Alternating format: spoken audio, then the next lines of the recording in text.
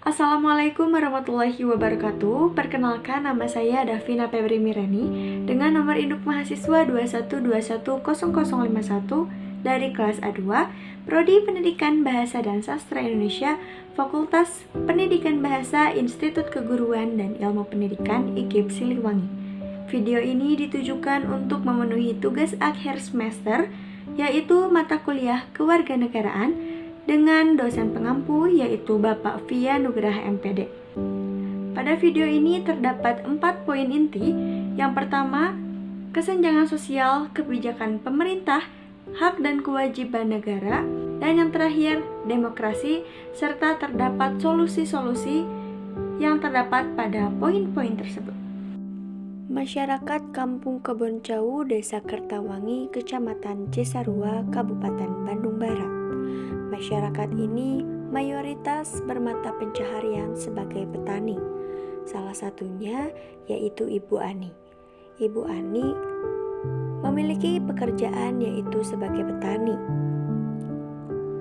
Beliau membuat dan juga menjajakan bibit-bibit tani sebelum nantinya siap untuk ditanam. Hingga pada akhirnya, hasil dari pertanian tersebut, baik buah-buahan, sayur-sayuran, ataupun dan lain sebagainya, dapat diperjualbelikan di pasar atau di supermarket, dan lain sebagainya.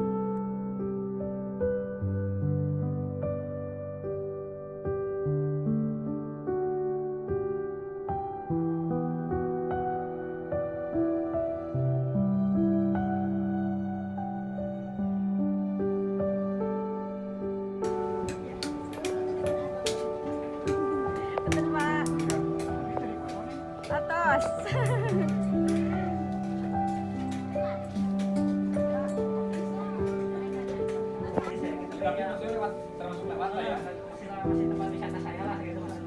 Mang, dadah Mang.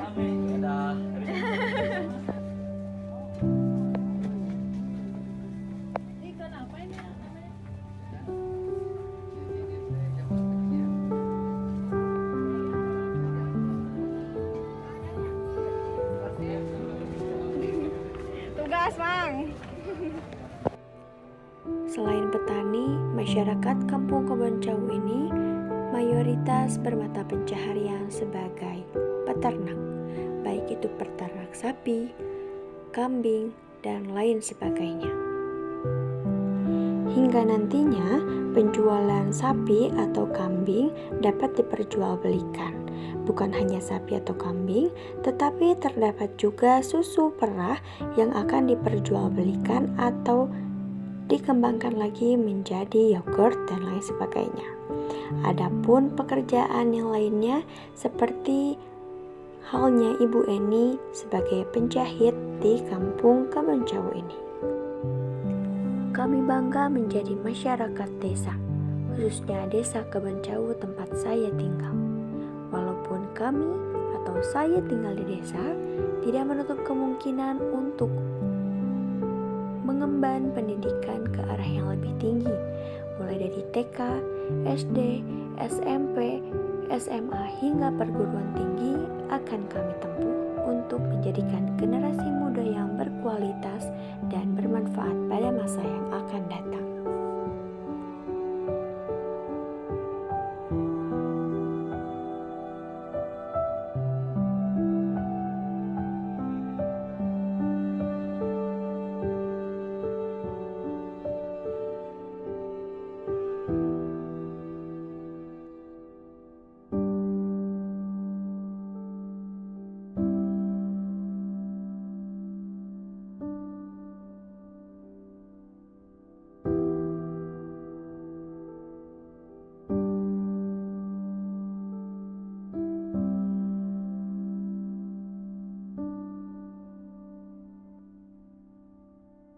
Sebagai pelajar yang baik memiliki hak dan kewajibannya sendiri, yaitu belajar dan menerima materi dari guru ataupun dosen.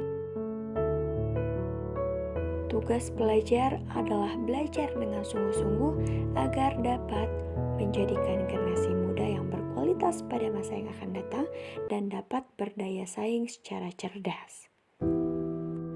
pelajar juga dapat mengikuti berbagai organisasi yang ada di sekolah-sekolah ataupun yang lain sebagainya. Saya bangga menjadi warga negara Indonesia yang penuh keindahan alam dan keanekaragaman di dalamnya. Kesenjangan sosial merupakan suatu keadaan ketidakseimbangan yang ada pada masyarakat yang menjadikan suatu perbedaan yang mencolok. Hal ini dapat disebabkan oleh beberapa faktor. Di antaranya yaitu faktor ekonomi, faktor biologis, dan juga faktor budaya. Kesenjangan sosial dapat terjadi karena banyaknya kemiskinan dan juga pengangguran yang ada di Indonesia. Banyaknya kemiskinan inilah yang menjadi tombak bagaimana kesenjangan sosial bisa terjadi. Pemberantasan kemiskinan, memaksimalkan pendidikan, dan juga membuka lapangan kerja adalah beberapa solusi untuk memberantas kemiskinan yang ada di Indonesia. Selain itu, kita juga harus meminimalisirkan KKN dan memberantas korupsi untuk upaya meningkatkan kesejahteraan rakyat. Yang kedua yaitu kebijakan pemerintah. Masyarakat miskin merupakan permasalahan yang ada di setiap wilayah. Hal ini menjadi masalah tidak hanya bagi pemerintah, pemerintahan daerah, nasional, bahkan menjadi masalah internasional.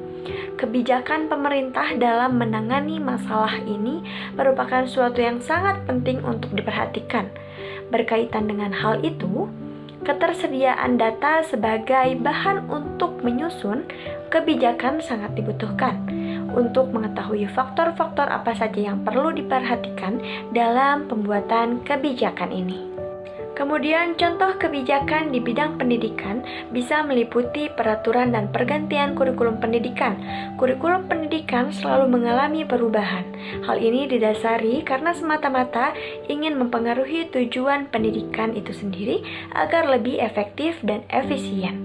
Kebijakan pendidikan Indonesia berdasarkan Undang-Undang Republik Indonesia Nomor 20 Tahun 2003 tentang Sistem Pendidikan Nasional. Selain kurikulum, pemerintah juga menetapkan kebijakan publik dana BOS atau bantuan operasional sekolah yang membantu mengembangkan fasilitas sekolah dan membantu para siswa. Perubahan kurikulum ini merupakan solusi terbaik agar dapat mengembangkan pembelajaran lebih efektif dan efisien dan dapat menjadikan peserta didik menjadi generasi muda yang berkualitas pada masa yang akan datang. Yang ketiga merupakan hak dan kewajiban warga negara Indonesia. Mencegah lebih baik daripada mengobati. Pernyataan itu tentunya sangat relevan dalam proses penegakan hak dan kewajiban warga negara. Tindakan terbaik dalam penegakan hak dan kewajiban warga negara adalah dengan mencegah timbulnya beberapa faktor penyebab pelanggaran dan pengingkaran kewajiban warga negara. Apabila faktor penyebabnya tidak muncul, maka pelanggaran hak dan pengingkaran kewajiban warga negara dapat diminimalisir atau bahkan dihilangkan. Adapun contoh-contohnya yaitu dengan cara yang pertama, meningkatkan penyebarluasan prinsip-prinsip kesadaran bernegara kepada masyarakat. Yang kedua, merupakan meningkatkan kualitas pelayanan. Jika pelayanan publik baik, maka warga negara akan merasa bahwa hak dan kewajibannya sebagai warga negara akan mudah terpenuhi. Yang ketiga, meningkatkan profesionalisme. Pemerintah juga harus berupaya untuk meningkatkan profesionalisme dari berbagai lembaga keamanan dan juga pertahanan negara. Hal ini dilakukan agar warga negara bisa merasakan rasa aman akan pemenuhan hak dan kewajibannya. Upaya untuk bisa dilakukan pemerintah lainnya yaitu meningkatkan kerjasama yang harmonis antar kelompok atau golongan masyarakat. Poin keempat yang terakhir adalah demokrasi. Demokrasi merupakan pemerintah yang seluruh rakyatnya turut serta memerintah dengan peraturan wakilnya. Pemerintahan rakyat, gagasan atau pandangan hidup yang mengutamakan persamaan hak dan kewajiban serta perlakuan yang sama bagi semua warga negara. Demokrasi menurut Aristoteles adalah sebuah kebebasan setiap warga negara. Kebebasan tersebut digunakan untuk saling berbagi kekuasaan. Menurut Aristoteles, demokrasi adalah kebebasan. Prinsip demokrasi adalah kebebasan. Hal itu karena hanya menjadi kebebasanlah setiap warga negara saling berbagi sebuah kekuasaan di dalam negaranya sendiri. Adapun cara atau metode yang tepat dalam